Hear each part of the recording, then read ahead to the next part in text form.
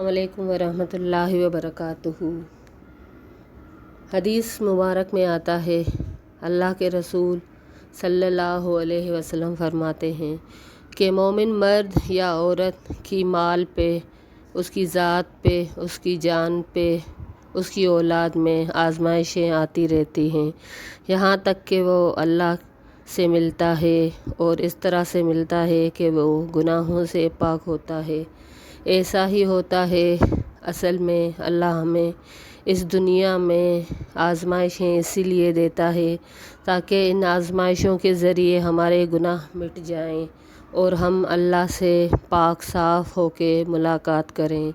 لیکن ہمارے معاشرے میں یہ رجحان پایا جاتا ہے کہ جب کسی پر تکلیف آتی ہے، کوئی آزمائش آتی ہے تو سب سمجھتے ہیں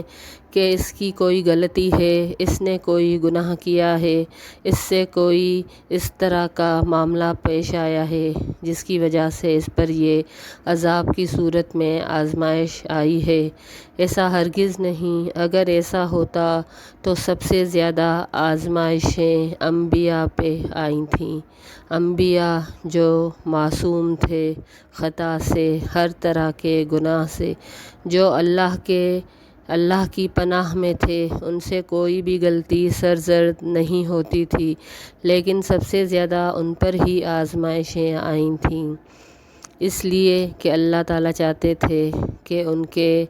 درجات بلند ہوں۔